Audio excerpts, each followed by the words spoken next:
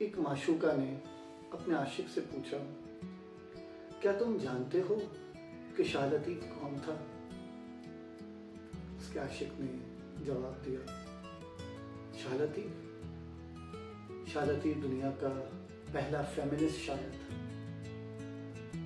उसकी माशूका उससे पूछती है, क्या वाकई शाह लतीफ़ जानता था औरत को क्या चाहिए? उसका आशिक मुस्कुराया और कहा, वैसे तो इस सवाल का जवाब अरस्तू भी ना सुलझा पाया, मगर अल्लामा इकबाल क्या खूब लिखते हैं। 1000 बार हकीमों ने इसको सुलझाया, फिर भी ये मसला ज़न रहा वहीं का वहीं। उसकी माशूक उससे पूछती है, तो फिर शाह लतीफ़ कैसे पहला फेमिनिस्ट शायर बना? उसका आशिक कहता है कि वैसे तो दुनिया के जितने दानिश्वर हैं तमाम के तमाम कहते रहे कि औरत एक मसला है, मगर इस हकीकत का इदराक सिर्फ लतीफ़ को ही था। औरत मसला नहीं, औरत मोहब्बत है, मगर वो मोहब्बत नहीं जो मर्द करता है। मर्द के लिए मोहब्बत जिस्म है, औरत के लिए मोहब्बत जज्बा है। मर्द की मोहब्बत में जिस्म का जाल है, औरत की मोहब्बत में रूह की आज़ादी। मर्द की मोहब्बत मुकाबला है, औरत की मोहब्बत आज़ी है।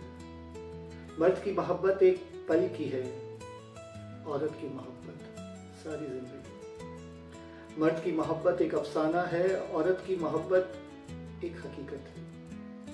सारे शुरा शेक्सपियर से लेकर शैले तक और फिर मैं और तुम भी सब यही समझते रहे कि औरत माशूक है। सिर्फ शाह को मालूम था कि औरत तो आशिक है, इसलिए शाह ने लिखा, औरत इश्क की उस्ताद है। सब सोचते रहे कि आखिर औरत क्या चाहती है। औरत को सिर्फ मोहब्बत चाहिए, नर्म नाजुक गर्म गुजार, जिस्म से मारवा जिन्स से आज़ाद। मर्द जिस्म के जंगल में भटकता हुआ एक भूखा दरिंदा है, औरत रूह के चमन में उड़ती हुई एक तितली है। मर्द के लिए मोहब्बत भूख और औरत के लिए प्यार एक प्यास है।